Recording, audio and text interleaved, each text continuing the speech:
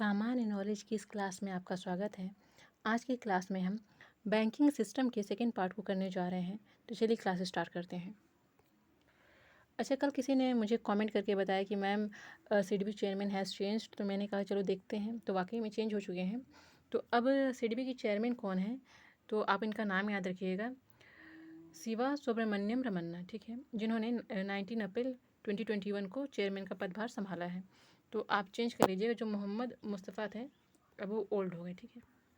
अभी जो है वो है शिवा सुब्रमण्यम रमन्ना। अब देखिए, अब हम बात करते हैं बैंकिंग सिस्टम की। जब भी बैंकिंग सिस्टम के बारे में बात की जाती है तो सबसे पहला नाम आता है आरबीआई का, जिसके बारे में हमने कल देख लिया था। आज देखिए उसके अंदर सब कैटेगराइज किया गया है, शेड्यूल बैंक और अनशेड्यूल बैंक। तो शेड्यूल बैंक ऐसे शेड्यूल मतलब क्या होता है, अनुसूची, ठीक है। तो जो आरबीआई का गठन कौन से एक्ट के तहत किया गया है, तो एक्ट 1934। तो इस एक्ट में जितनी भी लिस्ट बनाई गई है, तो उसके सेकेंड लिस्ट में, सेकेंड अनुसूची में जिस बैंक के बारे में डिस्क्राइब किया जाता है, या फिर इस लिस्ट में जो भी टर्म्स एंड कंडीशन है, उस टर्म्स एंड कंडीशन को जो भी बैंक फॉलो करती है उसे शेड्यूल बैंक कहा जाता है, ठीक है। तो शेड्यूल बैंक में दो टाइप्स और होते हैं, एक कमर्शियल बैंक और एक कोऑपरेटिव बैंक। तो कमर्शियल बैंक भी डिफरेंट डिफरेंट टाइप्स के होते हैं। देखिए कौन कौन से, तो public bank, private bank, foreign bank, regional rural bank.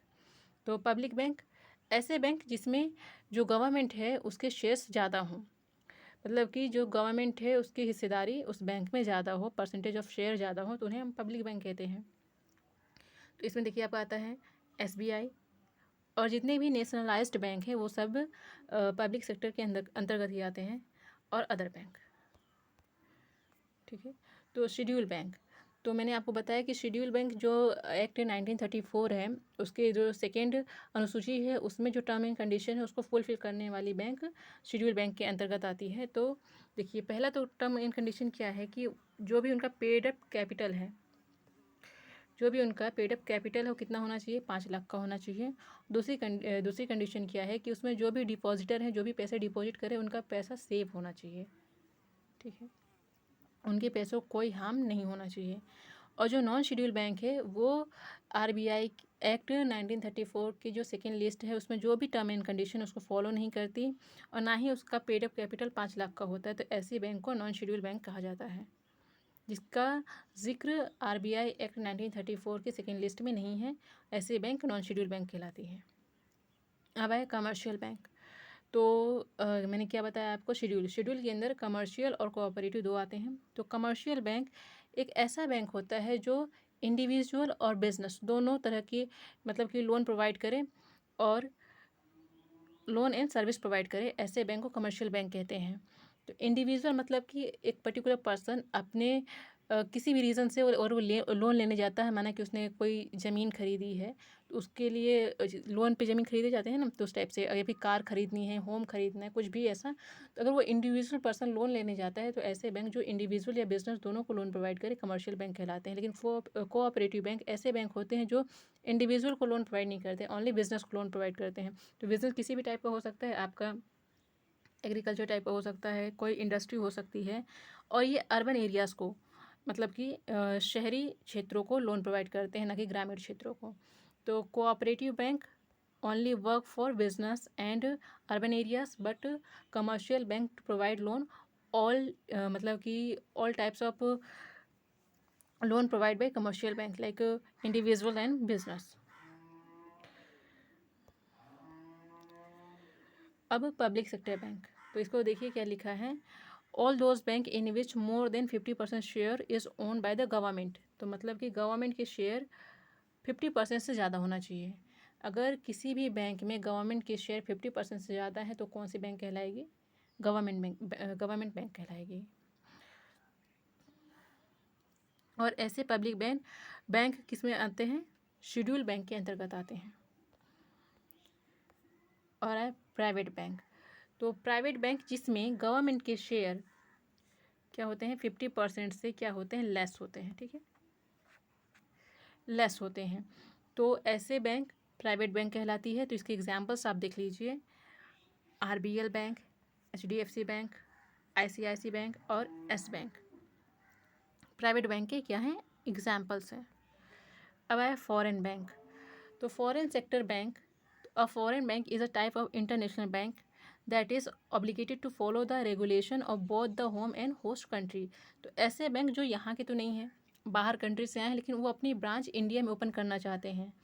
तो अगर जब वो अपनी ब्रांच इंडिया में ओपन करना चाहते हैं तो उनको दोनों जगह के रूल्स एंड रेगुलेशन फॉलो करने होंगे। कहाँ के, एक तो होम, एक होस्ट कंट्री। ठीक है, मतलब अगर हमारे इंडिया में आते तो हमारे इंडिया का जो भी बैंक ओपन करने का जो रूल एंड रेगुलेशन है उसको फॉलो करना पड़ेगा। एक वो जहाँ की जिस कंट्री से बिलोंग करते हैं उनको अपना भी रूल फॉलो करना होगा।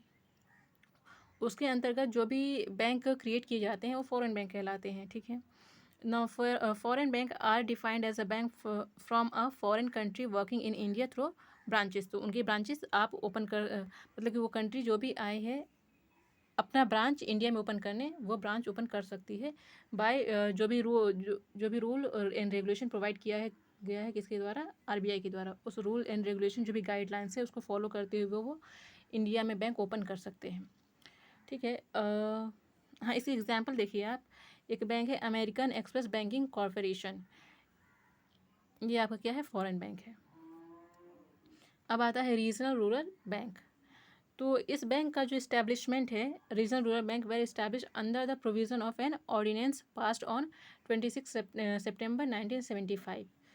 तो ये जो रीजनल रूरल बैंक का कौन से एक्ट के तहत बनाया गया है, तो RRB एक्ट 1976 के तहत बनाया गया है।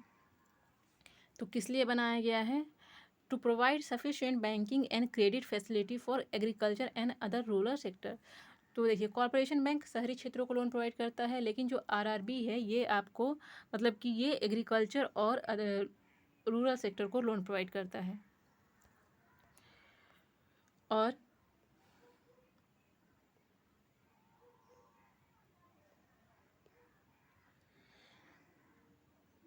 देखिए 2 अक्टूबर 1975 तो नरसिम्हन कमेटी के रिकमेंडेशन पर 5 RRB का गठन किया गया था। तो उस समय अपने भारत देश की क्या है प्राइम मिनिस्टर कौन थी, तो इंदिरा गांधी थी। ठीक है, तो इंदिरा गांधी के शासनकाल में नरसिम्हन कमेटी के सिफारिश पर 5 RRB बैंक का गठन किया गया था। तो आप ये डेट याद रखिएगा। ठीक है, और किस कमेटी के रिकमेंडेशन पे किया गया था, तो नरसिम्हन कमेटी के रिकमेंडेशन पे किया गया था। अच्छा, ये RRB को ऐसा बैंक क्यों कहा जाता है कि, तो देखिए इसमें जो सेंट्रल गवर्नमेंट होता है उसकी हिस्सेदारी कितनी होती है, 50%। तो दैट मीन्स कि ये तो सरकारी बैंक ही होगी। और इसमें जिस स्टेट में ये बैंक ओपन किया गया है उस स्टेट की गवर्नमेंट की हिस्सेदारी कितनी होती है, 15% होती है। और स्पॉन्सर्स बैंक, स्पॉन्सर्स मतलब कि इस बैंक को स्पॉन्सर करने वाले बैंक की हिस्सेदारी कितनी होती है, 35%। तो जो स्पॉन्सर बैंक कौन कौन से हो सकते हैं, तो या तो सरकारी बैंक भी हो सकता है या प्राइवेट बैंक भी हो सकता है। जो RRB को स्पॉन्सर करता है उसकी हिस्सेदारी कितनी होती है, 35% होती है। ठीक है, अब ये आपके RRB की मैंने 2 एग्जांपल लिए हैं, एक तो आंध्र प्रदेश ग्रामीण विकास बैंक है और दूसरा है अरुणाचल प्रदेश रूरल बैंक। अब NPA मतलब कि नॉन परफॉर्मिंग एसेट। तो ऐसा लोन जो आपने दे तो दिया, बैंक मतलब कि बैंक ने लोन प्रोवाइड कर दिया। अब किसी भी लोन को एक टाइम ड्यूरेशन होता है कि इस टाइम ड्यूरेशन के अंदर आपको ये लोन विथ ब्याज क्या कहते हैं वापस करना है। ठीक है, तो वो मिनिमम ड्यूरेशन क्या है, 90 डेज़। तो ऐसा कोई लोन जो लोन जिसमें मूलधन और ब्याज, प्रिंसिपल और इंटरेस्ट दोनों 90 डेज़ के अंदर आपको पे करना है। अगर आप नहीं करते हैं तो ऐसी एसेट क्या कहलाती है, नॉन परफॉर्मिंग एसेट। पहले हम एसेट को समझते हैं, एसेट क्या होता है। तो एसेट वो चीज़ होती है जो आपको पैसे कमाने में मदद करती है। जैसे मैंने आपको एक एग्जांपल दिया था, माना आपकी कोई ज़मीन है, आपने ख़रीदी है आज 2 लाख में। आज से 5 साल 10 साल बाद उस ज़मीन की कीमत 5 लाख हो गई, तो ऑब्वियस सी बात है खरीदी 2 लाख में, आज उसकी कीमत 5 लाख हो गई, तो आपको क्या है, पैसे कमाने का एक ज़रिया है। आप चाहें तो उसे बेच सकते हैं, या फिर आगे चल के शायद उस ज़मीन की कीमत 10 लाख हो जाए, तो आपको पैसे कमा के दे रही है। तो ऐसी कोई प्रॉपर्टी या फिर ऐसा कोई एसेट जो आपको कहना चाहिए कि पैसे कमा कर दे, वो एसेट कहलाता है। तो बैंक के लिए एसेट क्या होगा, तो लोन होगी, क्योंकि लोन देने पे ही उन्हें इंटरेस्ट मिलता है, तो वो एक तरह का वो एसेट होता है। तो बैंक के लिए लोन क्या है, एक एसेट है। तो ऐसा एसेट जो किसी तरह का कुछ परफॉर्मेंस नहीं दे, कुछ रिटर्न नहीं दे, वो नॉन परफॉर्मिंग एसेट कहलाता है। ठीक है, तो इसमें एनपीए 3 टाइप्स के होते हैं। तो एक होता है सब स्टैंडर्ड, एक होता है डाउटफुल, एक होता है लॉस एसेट। अब सब स्टैंडर्ड क्या होता है, a sub standard asset is an asset classified as an NPA for less than 12 month. देखो 90 डेज़ के अंदर तो उसने पे नहीं करा जिसको आपने लोन दिया, तो हो सकता है शायद कोई प्रॉब्लम हो, अभी कुछ मजबूरी हो, इस वजह से नहीं पे करा, चलो हमने लगभग 1 साल का वक्त दे दिया, चलो 1 साल के अंदर वो लोन पे कर देगा। ठीक है, लेकिन 1 साल हो गया, अभी तक पे नहीं किया, तो समझो वो क्या हो गया, सब स्टैंडर्ड के अंतर्गत आ गया।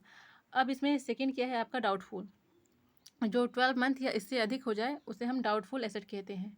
अब डाउट हो गया कि भाई अब रिटर्न करेगा कि नहीं करेगा, कहीं लेके भाग तो नहीं गया, तो इस टाइप के एसेट क्या कहलाते हैं, मतलब इस टाइप को जो हमने लोन प्रोवाइड करा है वो डाउटफुल एसेट कहलाता है।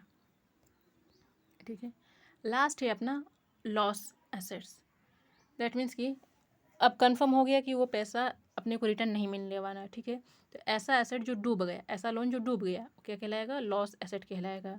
तो उसको रिकवर कैसे किया जाए, तो आपको पता है कि बैंक ऐसे लोन प्रोवाइड नहीं करती है, वो आपका मतलब देखती है कि अगर मैं जिसको लोन प्रोवाइड कर रही हूँ तो गारंटी के तौर पर कुछ प्रॉपर्टी, कुछ ज़मीन, कुछ ऐसा होता है जो गारंटी के तौर पे रखा जाता है।